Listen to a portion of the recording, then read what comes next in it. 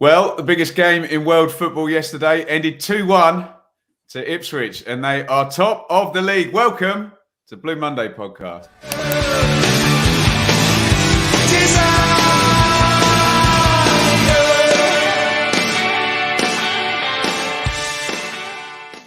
Right, let's just get this out of the way. Contrary to Joe's attire, we are not going to be talking about England tonight. So there will be plenty of avenues for that particular lane of discussion because we are very, very happy to be top of the table, David Diamond. How about that? It's all very nice, isn't it? Yeah. I mean, we were back in September, I think. Was it August, September? I had a look, and I think October, Plymouth have been top since the start of October. I couldn't get an accurate thing, but were we actually top when they beat? I believe we might have been top when they beat us. Is that? I think they went top when they beat us. They went top when they then, didn't they? Yeah. That's right. Yeah. So good to reach the summit again. Yeah, I refrained from singing top of the league because I was singing that at Charlton away when we were 4-2 up in the last minute. We are top of the league and we drew 4-4. The North Stand was singing it against Fleetwood at home when we were 1-0 up. I was like, it did just seem like every time we sung it, we conceded a late goal to go from first back down to second. Well, this is the great thing about not panicking, Joe, is unbeaten in 7 games. And despite those 2 late equalisers, 15 points in the last 7 games, right? Yep. Yeah. And like I say, there was all this talk of a blip. People were saying we were on a blip last week when we were top of the form table. I think sometimes you need to have a look at the whole league, how the whole league is. Look at the whole pie, Jenny. Yeah, always the whole pie. But I'd say it's just You're making a sensible point, Dave. Sorry. But we're just rolling along at 2 points a game, almost at no matter how many games you go back, 6, 8, 10, 12, 15, it's just that constant 2 points per game, isn't it? Well, 21 from the first 10, 21 from the second 10. And then 3. I think we probably said on the pod last week, but it was just the nature of those drop points that really was a kicker, wasn't it? You know, I know, but you've got to move past that, Dave. And like Joe's saying, look at the totals, yeah? Yeah, absolutely. And Dave, I'm really pleased that Joe said you can go back, blah, blah, blah. Because what I've just done is gone back 46 games. Now, this is very interesting. So 46 game total for Ipswich is 88, okay? Do you want to have a guess at what Plymouth's is, Dave? Well, they had a drop off. 46 games, they had a drop off, but probably not far short. 82? Joe? Maybe 88 as well. 87. Now, what do you think Sheffield Wednesday's, bearing in mind their second half of last season? Yeah, I reckon they're sort of 91, 92. Yeah, they might well be up there, 90-ish. 93. So basically, and I remember George Burley always kind of discussing this business, Joe, of your team doesn't change too much from season to season and you're winning. That is 3 teams who've basically over however you want to describe it. And Stephen Schumacher's been in now a year at Plymouth as well. That's 3 teams who are around the 90-point mark for an entire 46-game span.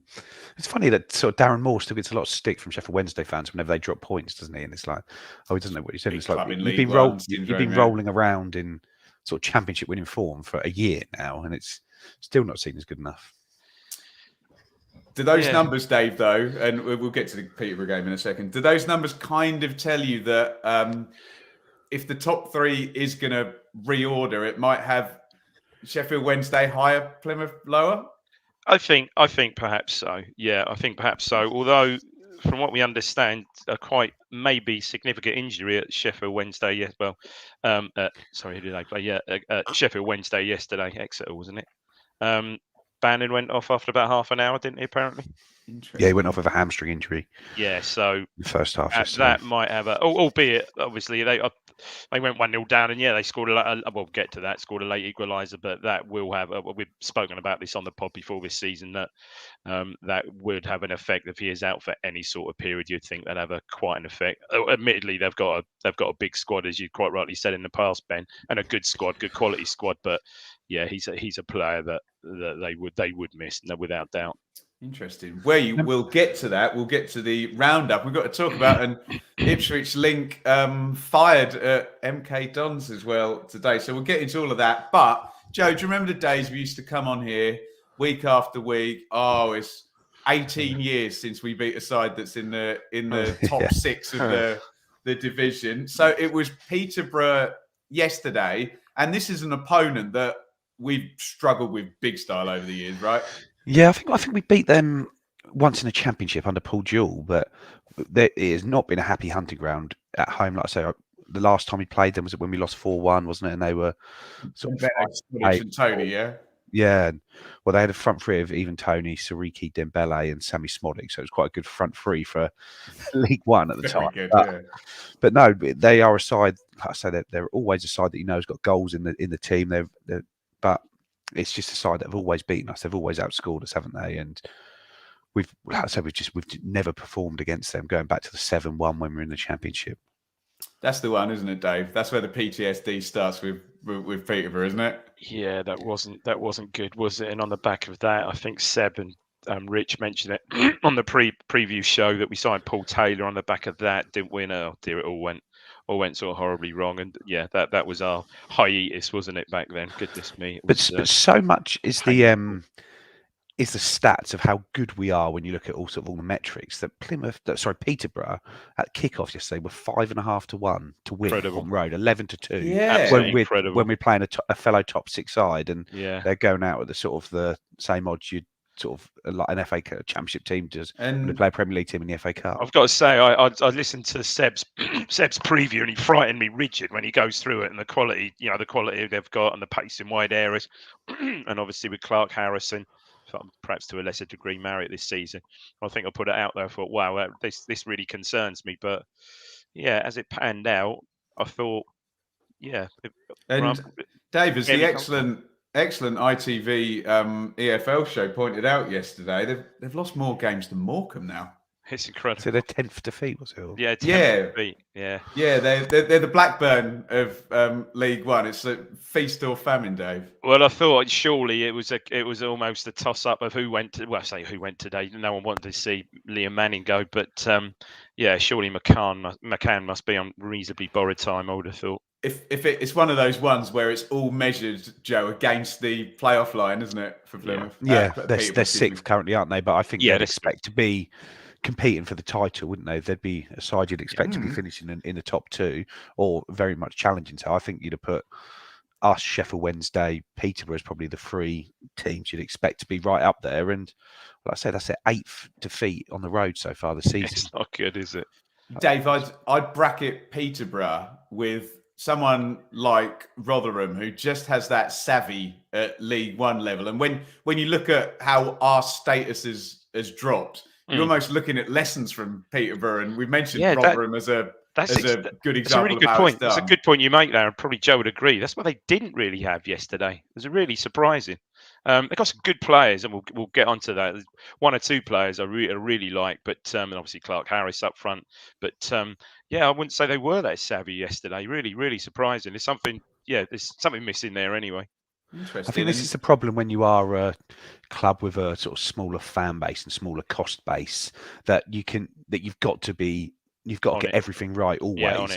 As soon as and as we've seen at MK Dons today, you have a bad window and you can't recover from it. Where if you're sort of a bigger spending club like Ipswich are or Sheffield Wednesday are, you do just have that reserve. You don't need to be as well run to perform. And once the bigger clubs get it right, there's no touching them, is there? No. Right, let's do this. In terms of the team, we'll stay with you then, Joe. I guess we're really talking about the front 3, and that's obviously the case, isn't it? So I'll bang through and you can both give me your thoughts. So Walton in goal, Danassian, Wolfenden, Burgess across the back, Burns and Davis are the wing-backs, Humphreys still partnering Morsey.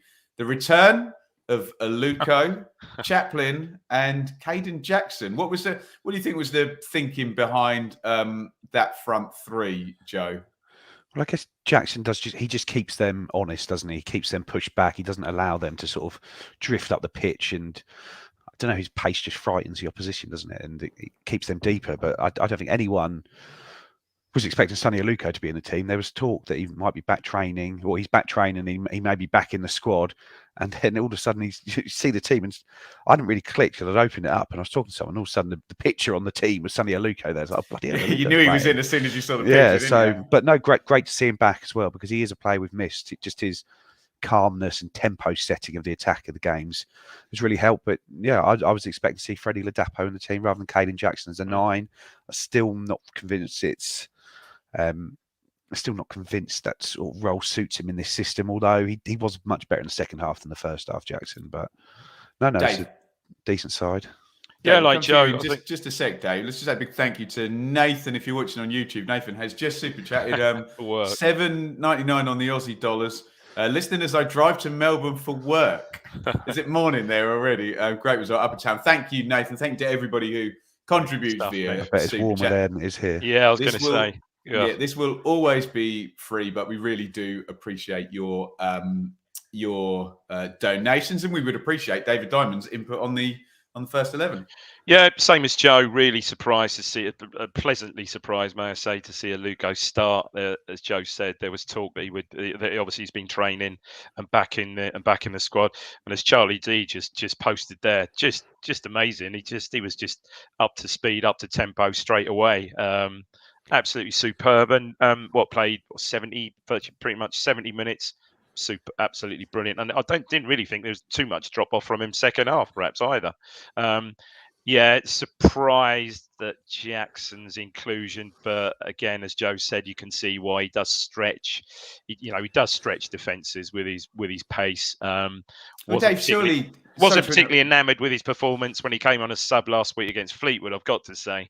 But yeah, but Dave, surely we knew this wasn't. Sorry to interrupt. We knew this wasn't going to be a low block Cheltenham, Lincoln type approach. So having the runner in behind and Aluko, really, if game management has been an issue a couple of times, having that calmness is a big help, right? He's the one player we've got that he did it a couple of times first half, that can actually sort of beat people in tight areas. Burns can beat people, but he beats people by sheer pace. There was a couple of times in the first half where Aluko sort of tricked himself to the byline, just sheer drop your shoulder, beat defender, just absolute class. And I don't think he even put a foot wrong first half. As Charlie D said on the chat there, I don't think I've ever seen a player come back from an injury so long out and just not look like he's struggling at all. Just amazing. And he's such a clever player, isn't he, Joe, at that level? He just finds himself in pockets of space and he's available and always seems to make the right choice of pass as well. Yeah, he's going to be touch wood he keeps fit now, because he's going to be a big asset for us. It's just that sort of speeding up and slowing down of the game, isn't it? When we need to, isn't it? When he gets on the ball, he sort of just pulls it around and just slows us down when we need to slow down, doesn't he? But so much know-how. Yeah, I think Dan makes a good point in the comments where he's saying about the intensity that we train at. Is that if you're training, you are fit effectively. And I think, I say we've mentioned it before, but I think McKenna does that sort of periodization where you basically play training as though it's matches. And so once you're back there, like I say, Lee Evans is back training, but he's not training with the main group. And I think once you're training with the main group, you are back fit effectively. Yeah. 100%. Dave, can we stay with you? Because you mentioned you liked some of these posh players. So it was Bergstrom in goal, Kent, Edwards, and Watts. Butler and Ward are the wing backs. They've had really good output from Ward actually through the season. Taylor, who we were linked with, and then Dara the Explorer said that would cost 20 times more than we all thought it would. Poku, who we've seen in the front three rather than a bit further back. Hector Cipriano, who I'm reliably informed is one of Joby McAnuff's Leighton Orient boys. The league's top scorer, Johnson Clark-Harris, maybe the league's best striker as well. I'll get your guys' feedback on that. Jack Marriott. Talk to me about these players, Dave. Why does Grant McCann, the Hull fans, always used to tell me, oh, he coaches much better when it's a back four, and they all want him to go to that. Always ends up with a 3, and the fans of the teams he's managing moaning about it. Yeah. I don't know. Of the players there, though, Poku I really liked. He looks a player. Really, where did he play, Dave? Was he an 8 or a 10? Yeah, he sort of floated, really, didn't he, Joe? He got the ball in a lot of good areas, didn't he? Yeah, he had a bit of a free role, to be fair. But really, really liked him. And Clark Harris, I've got to say, I thought first up, right through the game, I thought Wolfenden, and Wolfenden's had some good games this year. This might have been his best game of the season, actually, Wolfenden. I thought he was superb yesterday. Really played, and he played Clark Harris, I thought, so well first half that second half, Joe, he pulled on Clark Harris, then pulled on to Burgess, didn't he, second half? Yeah, and I think, like I said, we talk about Luke Wolfenden as a ball-playing defender, but I think there's got to be an argument now that he could be the best defender in the league. Just taken away his on the ball, just his actual defensive work is so good, isn't it? When he comes up against these big players, and like you say, but he just had nothing off him. Just went across to Burgess and didn't really get anything out of him. He didn't. To be fair, of that Poku aside, Taylor was okay. He got bugger all serviced, and he got nothing really, which is probably down to us, to be totally honest. But it's the first. I must have seen Clark Harris in the flesh before. It's the first time I've seen him. My God, he's a boxer. He is built like a boxer, isn't he?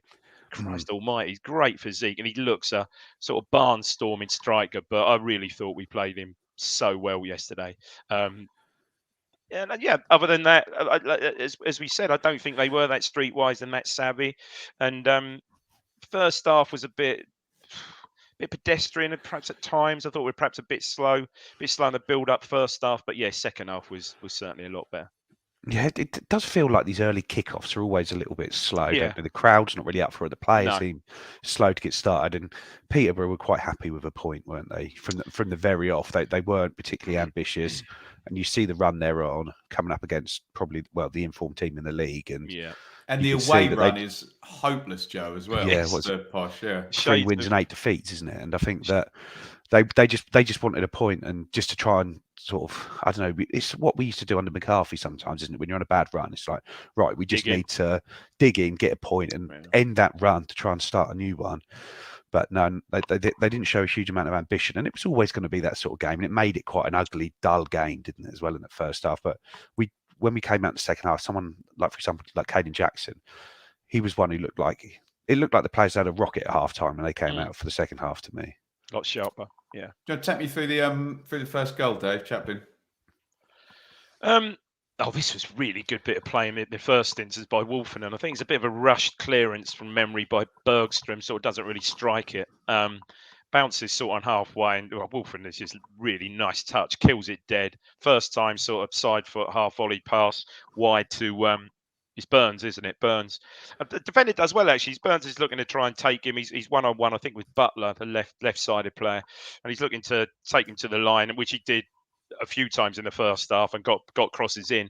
Butler defended that quite well. I think he slips a little ball into the edge of the box to I think it's Vincent Young, who holds off his man really well, and it's good. He feeds it back to that perfect position on that angle of the 18-yard box for Morsey to hit that first time clip ball with a bit of pace.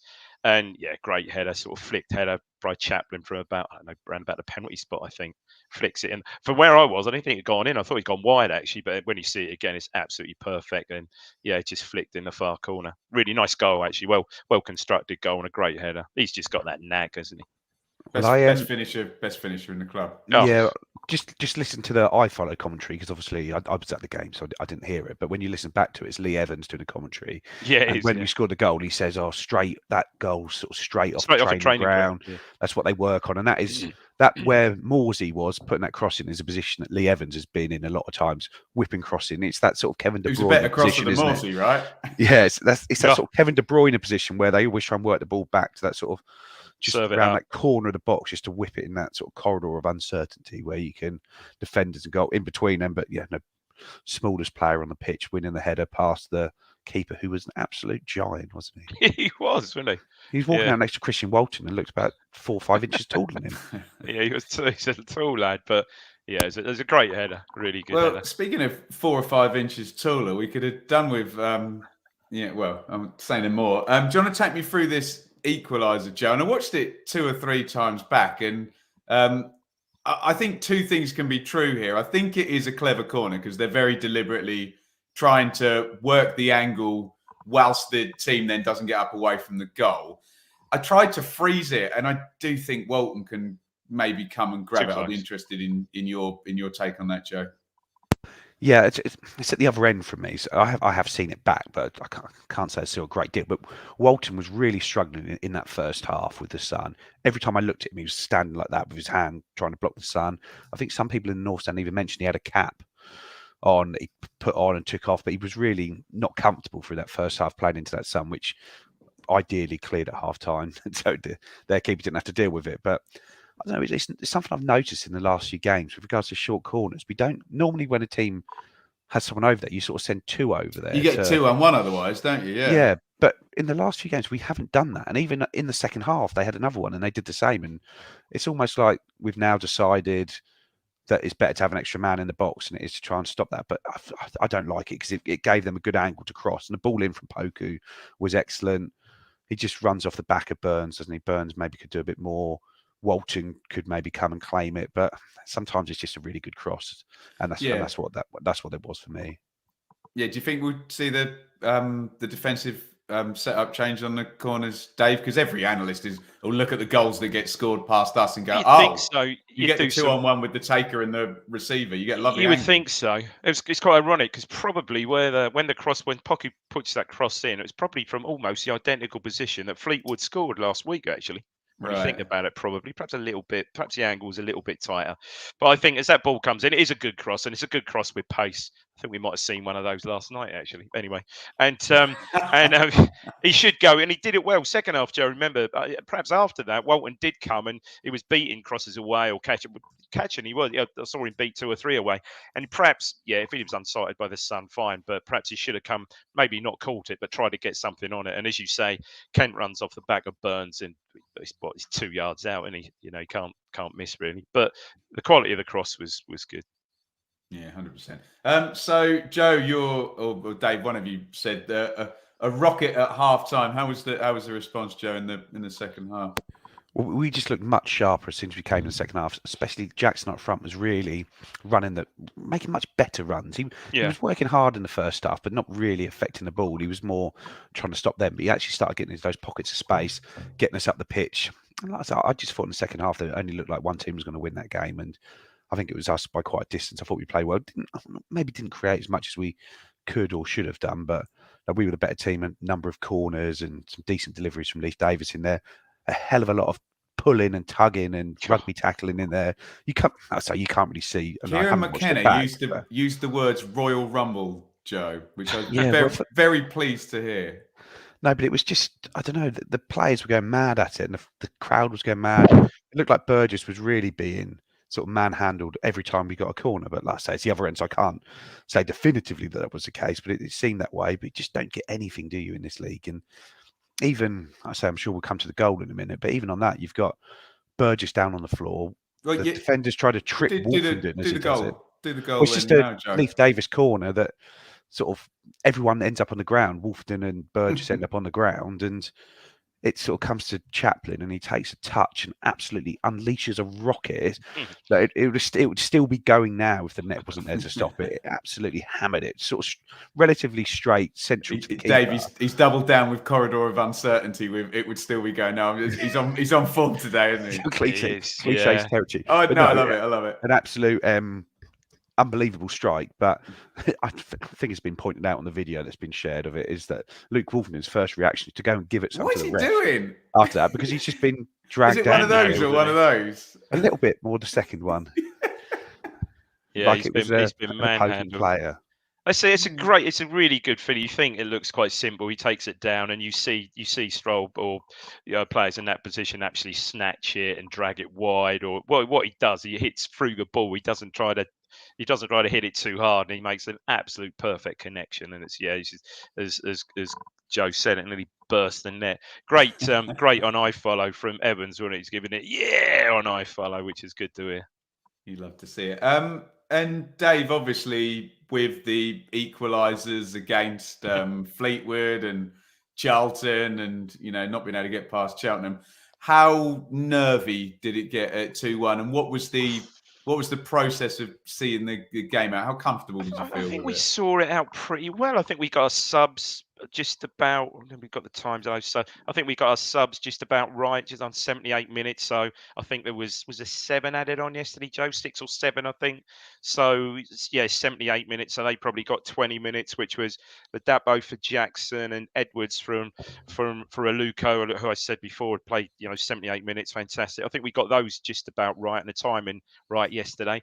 I don't know about you, Joe. I thought we saw it out pretty comfortably, didn't we? They had a header from a free kick, which may have even been was that after we? I think that was at 1-1. That was. That was at 1-1, wasn't it? Yeah. Walton, as Eric said, Walton made quite a good save at I think from Clark Harris at 1-1. It took a couple of deflections, didn't it? And yeah, it did. Just sort of it patted did it away, but no. Other than those couple of set pieces, that was it, really, wasn't I it? thought, their service was, and I saw Clark Harris. He was just getting frustrated because their service to him was virtually nothing. But I think fair play, as we said earlier, fair play to Wolfen and Burgess, who I just didn't really give him a sniff hardly yesterday. And yeah, they were all a bit predictable. They really didn't get behind us, did they, Joe? Not at all. Yeah, it was. Yeah, I know it's 2-1, and given the obviously the Charlton game and the Fleetwood game last week, I thought we saw it out pretty well actually. Yeah, we denied them really anything, didn't we? Other than it was more the fans were nervous than of course, than the sort of actually needed to be, if that makes sense, because there wasn't a huge amount happening, was there? So final summings up. By the way, before we go to Joe and Dave for that, you're watching in great numbers tonight. We thank you. Kindly do hit the thumbs up button on YouTube if you are watching. It helps us out big style. So Joe, then final summings up then, and we'll start have a lovely look at the table. In fact, do you know what? Let me just do the numbers first. And not the usual dominant collection of numbers. You'll probably explain to me why, Joe. 54-46 in our favour on the possession. I'm sure the proximity of their goal is swelling that XG number, 0.72 to 0.64. Probably the first time we lost on the XG in a while, isn't it? 11 shots to 8 in our favour. Is it as tight as that makes it look, Joe? What does your eye test say? Not really. I thought they had the ball a lot in quite unthreatening positions. They were quite happy just to have it and keep it, and we just sort of kept ourselves in shape, let them move it about. They didn't really sort of test us, get behind us, as Dave was saying earlier. I thought we defended sort of as a team very, very well, and we looked more dangerous going forwards. Some sort of bit of frustration, wasn't there, with some officiating, as there seems to be every week at the moment. But it was, I don't know, it seemed we were sort of called offside all the time, and they were onside all the time, and it seemed obvious which way it was going. But it was just another League One ref, wasn't it? And I think without that, we'd have been much more comfortable. Yeah, the linesman in front of us was just miles off it a couple of times, absolutely miles off. Yeah, I think the difference was last week against Fleetwood, we got so deep. I mean, you could see for the stats last week, Fleetwood had more possession than we did, which I think is the only time, other than Sheffield Wednesday away, I believe this season that's happened. We just played further up the pitch and defended further up the pitch, really, I think, and that certainly helped. That certainly helped to sort of see the game out in a far more comfortable manner than it has done previously, I think. Absolutely.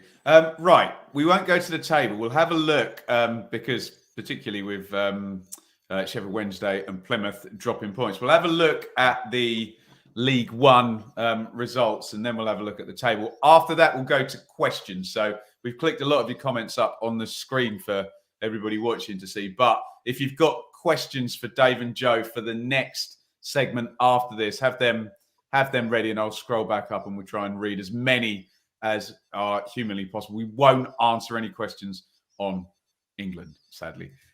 So let's just dive in to yesterday and indeed the weekend of scorelines. There was nothing on Friday night, was there? So it was Shrewsbury 3, Bolton 2. A little bit of a surprise given Bolton's defensive record. Burton 1, Derby 1. Derby are looking like a playoff team rather than an automatic team and drawing lots. Forest Green 1. An assist for Corey and Derby in that game. Oh, really? Okay. Start again. Yeah. Forest Green 1, Cheltenham 0, which is a bit annoying when we didn't beat Cheltenham, but what are you going to do? Bristol Rovers 1, Port Vale 0. Those promoted teams still looking good. One that I'm sure one of the boys will talk about in a sec. Cambridge 0, Plymouth 0, 4 without a win for Argyle. And Exeter 1, Sheffield Wednesday 1, 95th minute equaliser. But we all know in races like this, the difference between 3 points and 1 point is far greater than the difference between 0 points and 1 point. I mean, that's literally a mathematical objective fact, but you know what I'm saying, don't you? Right? the number 2 is higher than the number 1. Yeah, we get it. Lincoln 0, Wickham 0. Lincoln always draw at home. MK 1, Fleetwood 2. I really want to hear you guys tell me about Liam Manning's been sacked today. In fact, well, let's start. Can you talk to me about Plymouth then, Dave? And they've been incredible. Perfect at home until losing to Port Vale. Goalkeeper, brilliant. That rotating Azaz and Hardy and Ennis and Whittaker all seem to be scoring. But we did say with no amount of smugness at all, because we respect them greatly, that surely that wasn't going to stay there, or they were going to get, I think you were saying, Joe, 110 points. Leveled off, so I think that's no winning 4 now.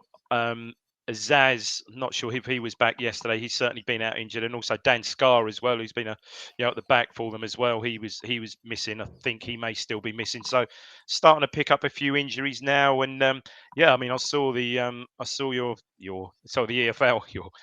highlights, and I mean, they perhaps got away with it. Cosgrove hit the bar with a header, I think, first half, a little bit unlucky, but on the highlights, Cambridge probably had the better chances, and perhaps could have nicked it. Again, you mentioned Cooper, 2 really good saves in there from Cooper, and there's been a sort of a levelling off, which, as we said in the pod in recent weeks, months, that had to come at some point.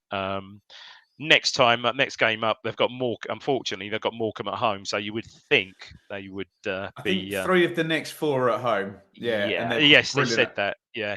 So, you would think they're going to accrue some points there. But, good to see that there has been a drop-off. And, those injuries may well would have had an impact, no doubt. So, Joe, let's parlay that into Sheffield Wednesday. On the basis possibly of those Plymouth fixtures, do you think if Sheffield Wednesday are going to go past Plymouth, and we won't talk about them going past us maybe, but if they are going to go past Plymouth, is that going to happen soon, or is it still going to be tit for tat through to the new year? I don't know, really. It does feel like Sheffield Wednesday are sort of relentless, because like if you speak to their fans, they don't seem to think they've played well at any point in the last year. And we speak in pre-pod, and in their last 46 league games, they picked up 92 points. Did you say, Ben? So it's sort of 93, wasn't it? 93 points. So sort of 2 points a game for a season without really getting going. But obviously Barry Banner went off injured yesterday. He is so key to the way they play. But maybe if he is injured for a while, they might find a way to play when not everything's going through him, and they might actually function better as a team. You don't know how things go. But they've got a really good squad, and I think they're just going to relentlessly pick up a couple, sort of 1-2 points a game, aren't they? And just going to keep going and going and going. And I think it's Plymouth must be looking at us and Sheffield Wednesday around them, and it's almost like 2 sort of giants in the league with regards to spending power and ultimately money. If you spend money well, you will get promoted, and we've certainly spent it. Sheffield Wednesday are certainly spending it, and Plymouth have got all these loan players in. Some of those could go back. We don't know. Some of those could even end up at Sheffield Wednesday or at Ipswich. So they are sort of fighting with one hand behind their back, really, aren't they? Against us. But done so good, haven't they? Amazingly. I think it's down to us, isn't it? If we take care of business and roll along at 2 points a game, all will be well. Yeah, I had a look. So only one team and I didn't count the COVID season because it wasn't a complete season. There's one 90-pointer who's missed out. If there's a potential of someone getting 90 and missing out, Sheffield United in 2012 got 90, and they lost in the playoffs. Who went up that season? Huddersfield beat them in the playoffs. That one where Simonson, the keeper, missed the decisive kick. Even Tommy Miller missed a penalty in that shootout. So things not possible. Not possible. 2 89s have missed out. MK last season got 89 and didn't get. Stop it. I know. Preston, Joe Garner's Preston in 2014-15. They obviously won the playoffs though with that goal that you love in the semi-finals, Dave, as well. So there is form here, and I so don't want it to be us. But well, we're currently on track for 97 points. Yeah, so we'll be don't need to worry about it. Yeah, we'll be. We fine. are. Yeah. But there's being on track for 97 points, and there's getting 97 points, isn't there? But yeah, there's some potential that, and we've seen it. And MK, I was at the blooming game, get Wickham in the playoffs, and they're 89 points. It means nothing. They don't even get to Wembley, and they would have given Sunderland a much better game than. Ben, I've seen it all before. I cite, who was it, West Ham in, was it 03, 04, or which one of those years? Stop it. We had 87 in the 12 Championship. 12 points behind us, were they? Something like that. Even when we played Bolton, they were a long way behind us. Yeah, they were. I think.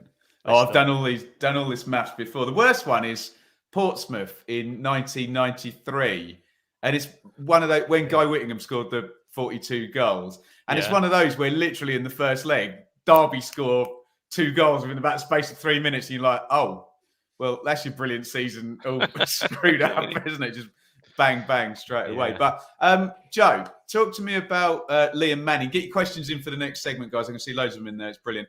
So this is so disappointing, and I know he's got an Ipswich link. And I remember before the 0-0 draw, Joe, at Stadium MK, where we took all the 6,000 fans or whatever it was down there, it was he and McKenna were the highest rated managers in the league, and Twine was brilliant, and Darling was brilliant, and Parrott was brilliant, and all of that good stuff. And he's now a seemingly very good coach, now just been fired. What's your take, Joe? Yeah, well, him, Chris Hogg, and David Wright have all gone as well, and I think Darren Smith, the goalkeeping coach, I think was at Colchester previously. I think he used to work with our under-21s as well, and who'd gone up there. So obviously sad for all those guys losing their jobs in the first instance. But Manning went in there. Was it right on the eve of the season that Russell Martin walked out? Sort of, like the day before the season started, wasn't it? Almost when he went to Swansea, and Liam Manning came in and just rolled off an 89-point season. First go out there, a season that nice work. 19 times out of 20 is going to see you probably win the league, let alone go straight up as well, isn't it? And obviously lost in the playoffs, but then they lost. Like I said, they've been heavily reliant on loans, haven't they? But you've lost Scott Twine for $4 million, Harry Darling for over $1 million to Swansea, wasn't it? And then all the loan players went back as well. And I don't know, it's very difficult to keep going and getting it right every window.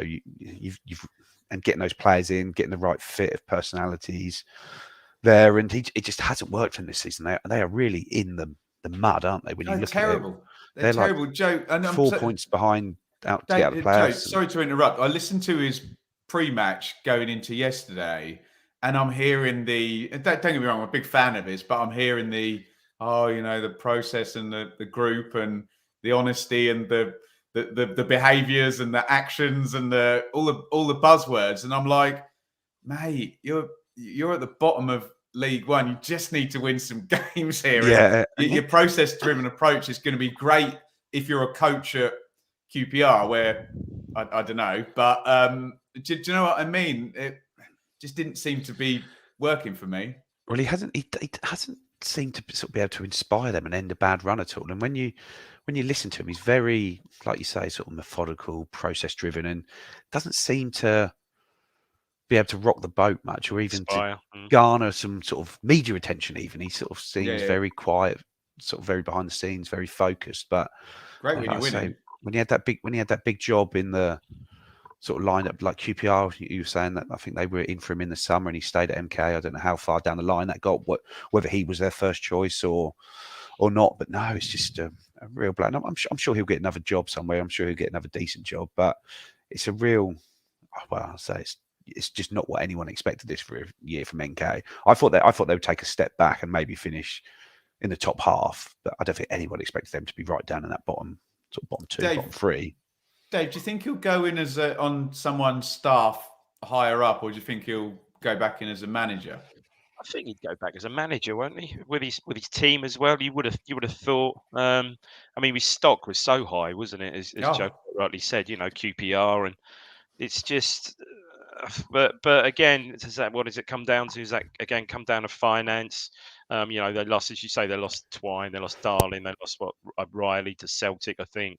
All quality players in League One, and just haven't replaced those. I think they're 6 points adrift now, are they? I think 15 points they got. I think Cambridge are 20th. I think they're 6 adrift of them. So that's gonna be a long hard struggle. Surprise. Guess who they've put in caretaker in temporary charge? Who do you think? Dean Lewis. Dean, isn't it? Have they? Mr. 900 games or whatever it is. Yeah. So there's no shot there. Give that guy the club.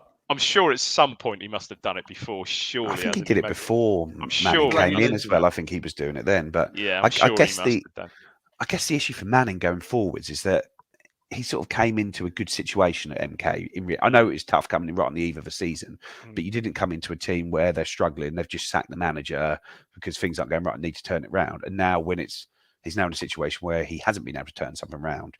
I'd say most jobs come because the team's in disarray and the manager's been sacked. There's not too much poaching going on, is there? And managers moving on. So maybe he needs to take a step back. Maybe get a job, get a job in League Two, and then come again. Shame. You'd hope so, because he seems to just comes across a decent, talks well, doesn't he? Comes across a decent sort of guy. Obviously, a very, very good coach. You'd like to think he's young enough to take that and just bounce back, put it down experience. Questions, fill it up, guys. Dave, this is from Norman. Any updates on? I haven't seen anything. And someone posted what you didn't want to. I saw someone post the other day what you didn't want to see is he mentioned the Tom Adeyemi. Oh, stop it! I really hope not. I hope not, because I think we all know that fully fit Camera, is just big, strong, athletic, got a goal in him, as we know. You want him fit, but no, I don't know if Joe's heard anything, but the club seemingly, certainly TWTD and everything else, I haven't seen anything. Have you, Joe? No, it's just sort of very vague language. Wasn't it? Normally McKenna's speaks with great clarity on things, where this is just like, he's had another setback on it, but I don't know. You just hope it doesn't need another operation. It was after which? I'm trying to think which game it was after, where they both was it Cheltenham? It might have been Cheltenham. That's when he hit the post, wasn't it? Where both Lee and Camera are out of the net. It could have been for the Buxton game, actually. We got that right. Yeah, might have maybe further back. But anyway, both Lee and Camera are out. They were out of the Portsmouth game, wasn't it? Portsmouth, possibly. Yeah. And they were both out, and he was sort of even talking Lee down as well, saying, "Oh, now they both had sort of recurrence of injuries." And I was quite surprised, because I think Lee then popped up in the next match day. But no, they've been very quiet on Camera. So. Great asset, that guy. Great asset if he's fully fit and flying. But a concern that. Joe, this is Stephen. Do you think the January window is key for promotion? Can I hijack the question a bit there, Stephen? Can you parlay your answer into what Sheffield Wednesday might do and what Plymouth might do in January as well? Yeah, I think every transfer window is key, because you've got to get everyone right, don't you? Not every transfer, but you've got to move the squad forward in each window you face, don't you? And like I say, I think when we sort of felt we had quite a deep squad, but when you see the injury situation we've had, I don't think that's really. It's sort of helped. We've had so many injuries in the same place, particularly central midfield. So if you think we had 5 in there, Ball is out for the season. Camera, we don't know when we're going to be seeing him again. Evans is obviously nearly back, but Morty and Humphreys have played a lot of football in the last few months. We obviously wanted another striker in August. We ended up sort of getting a Hadmi at the end of the window, who has then been injured as well and missed a lot of football. But now with John Jules injured as well, we're definitely one short there, and he's not going to be back till March, is it? Somebody said. So if he does even come back, so I think you're going to be looking to bring in at least another central midfielder to sort of replace the Dominic Ball role, at least another striker, potentially another sort of number 10 in there as well, just to give you a little bit more cover. What's so exciting about this transfer window? You know these players will come in, don't you? So it's kind of exciting. Kind of exciting when we think back to do we not want to dwell back? But 14, 15, and the missed opportunities there. But anyway, there you go. Yeah. And then sort of Plymouth, their main job for the window is going to be renegotiating their loan players, isn't it? Because as we all know now, loans are not season-long loans; they are half-season loans. And when you get to January, everything is up in the air, and you've got to renegotiate them all and keep them there. So, Joe, when you're saying that, are you suggesting, because you're not going to redirect someone from second place to first place or whatever, you're going to redirect them to the bottom of the championship, aren't you? Well, it depends, doesn't it? It depends on what is on offer. These clubs are not. They sort of don't really care in some respects. If Ipswich say we want Morgan Whittaker and we'll pay you double what Plymouth are paying, they'll go to Plymouth and say, look, we're happy to leave him there, but you've got to pay this much money, or we're going to take him back. It's that simple, really. I think sometimes it's overdone how much loans are for development. Joe, if Blackpool want Finn Azaz, is that not better for him to go up there? Do you know what I mean? Most likely, yeah. Yeah, so there will be players moving. I'm sure they won't get to the end of the window with all their loanees intact, because no one does. Like we had it last year. Macaulay Bonnet took us ages to negotiate that. Christian Walton, he was recalled, and the only way he ended up coming here was because we actually had to buy him for a fee in January. Otherwise, we wouldn't have kept him. So it's just a tough window there. Sheffield Wednesday have got a couple, haven't they? They've got Mark McGuinness, but they're talking about making that one permanent. But I'm sure they'll go out and splash a bit of cash as well. Can I put that one to Dave? I totally agree with you. Surely, Dave, Mr. Chansiri is far more likely to do something mental and take some silly gamble than you would think that. Just going back to Plymouth, you see any place for Whittaker back at Swansea, Ben? No. Okay. Yeah. No, he won't get in the team. I don't think. He won't get in the team. Yeah, I know they lost yesterday. I noticed that. They're sort of not that far off the playoffs, are they, actually? No, I don't think he fancies him, Russ, either, does he? So, no. He wouldn't let him go out. Yeah. But yeah, in answer to your question, that wouldn't surprise me. Who's Paul coming out the bag? Well, who'd you see? Who would you see? Proper left field gone. Cool. Yeah, something silly, some overpriced. Like it'll bring back Jordan Rhodes, having tried to get rid of him for about 20 years on that. Or do you know what I mean? It'll be something really silly that I hope we're less like. I know, Joe, you're kind of right that the Ahadme thing felt a bit of a panic Hail Mary, didn't it? With maybe George Hurst going to Blackburn instead. But did you agree, Joe? Yeah, it did feel like that at the time, and like I say, I think we'll be going. I'm sure the targets that we were looking at in the summer window will be being revisited in this window. And it's like I say, it's just what we do. Is it going to be permanent? Is it going to be loans? I think it's just going to be whatever deal we can do to get the best players in. And if there is an opportunity for someone like a Leif Davis for £1 million, someone of that quality, I'm sure we take it. But I'd imagine it probably end up being more loans than permanents. Ben, what's the Hurst situation these days? I think they've got Ben Brereton, Diaz, Gallagher, Dolan. He's nowhere near. He's just on the bench there. But if you're Leicester, he's in the top 6, training, decent level. They've probably paid something for that as well. He signed a new contract on 20 grand a week as well, hasn't he? So right at the time in the summer, there wasn't a potential of. I think we were trying to get him done on a permanent transfer, but now that ship has well and truly sailed. Yeah, I agree. This is how you get your comment read out, Dave. Do the esteemed panel. You had me at hello. Think any players will leave in January, Dave? Well, it's a shout. Who'd have thought it? Edmondson? What? Although apparently he wasn't in the squad yesterday, but that was the talk around where I was yesterday. Wasn't in the squad yesterday. Are we reading anything to this? And apparently he hadn't trained. I think, Joe, that came out that he hadn't trained for a couple of days last week. You know who'd take him as well? I believe. Sorry? You know who'd take him? Played there before. Headed kick it. Derby. Oh, yeah, of course. Do you know what I mean? Yeah. Although they wouldn't have a transfer fee. Don't get me wrong. I wouldn't want to see him. I certainly wouldn't. I certainly wouldn't want to see him go.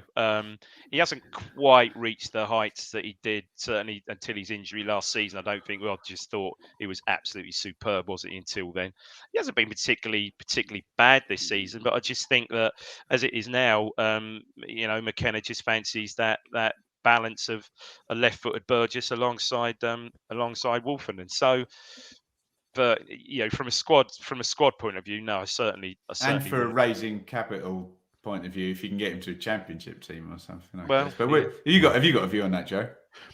I don't think we'll let anyone go because I just think it's too big a risk, isn't it? Because the players that you think might go would maybe be someone like Václav Hladky, and it's like, well, that's true. Fine, but if Christian Walton gets injured, he is a good quality backup keeper, and he's a better quality than sort of Joel Coleman, who's now in as a number 3 until January. So I think while Hladky probably does want to leave, I think he's probably just going to have to suck it up until the summer.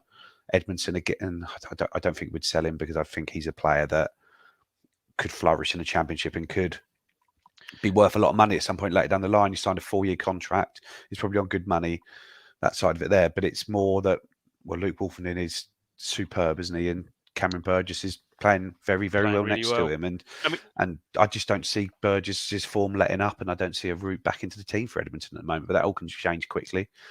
Burgess might get another knee in the face again, or he might pull a hamstring, or he might get a red card and miss 3 games. Yeah, exactly. And look, it's not as if we need to sell, is it? So no. But, yeah.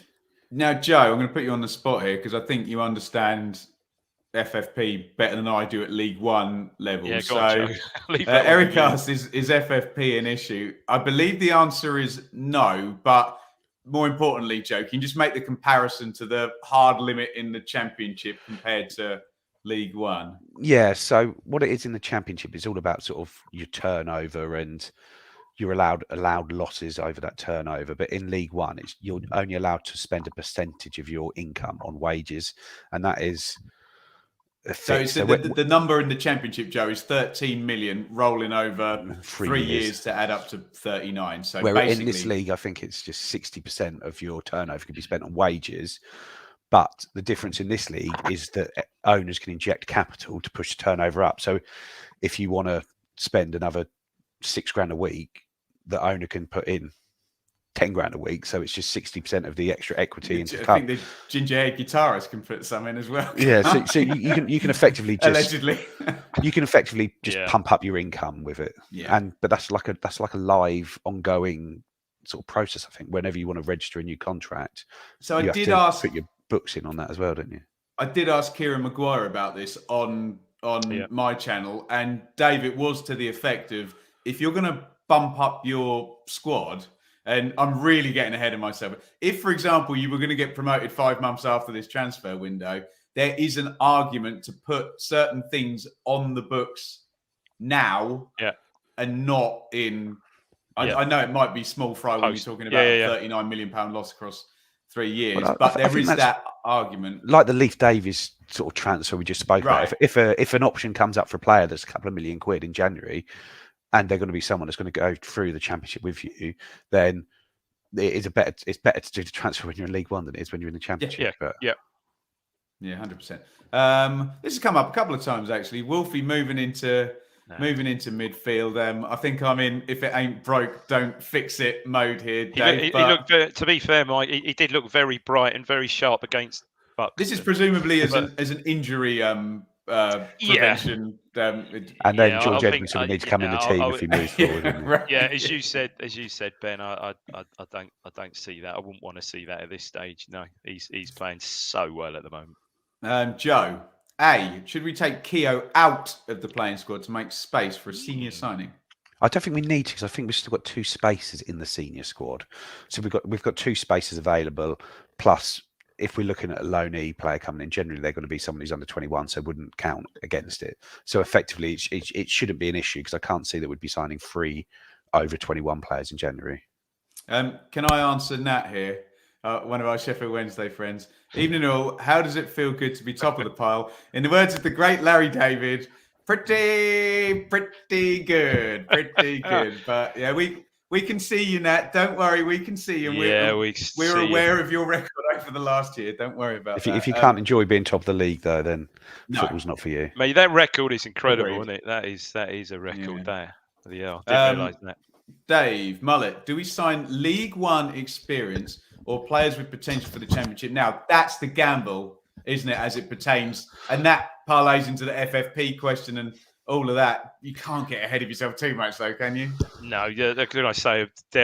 I will say it. It's almost a bit of both, isn't it? You almost need that. Yeah. that you do though, don't you? You always need that. Well, Someone, Dave, perhaps particularly a that central midfield has got to be exactly the, central yeah. midfielder with a bit of League One nous, and then maybe a striker with some with an eye on the future. Then.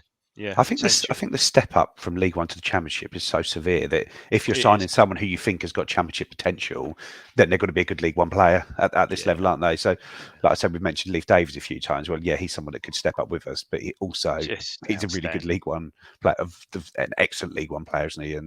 But I say I noticed after the game yesterday, Jack Taylor, Kieran McKenna spent a lot of time talking to Jack Taylor after the final whistle on the pitch. Yeah. And then Rene Gilmartin went and spoke to him for ages as well afterwards. And he was a player we were obviously linked with in the summer. So then they'll be taking on new investment at the end of the season and possibly not being promoted either as well. Yeah, someone just messaged me that maybe Gilmartin was part of the island setup when Jack Taylor was involved in it. So maybe knows him from there. But Kieran McKenna definitely spent a fair bit of time talking to him.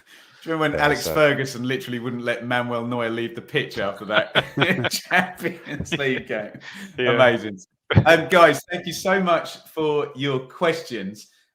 Coming up, and the boys will preview this far better than we're going to right now. It's Wycombe away, Dave. And I don't know how I feel about Wycombe because, as a rule, I find them quite terrifying. You know, they hem you in for 10 minutes, set plays, throw-ins. You think you've played well, all of a sudden you're 2-0 down, blah, all that stuff. Mehmeti, very, very good vote. Yeah.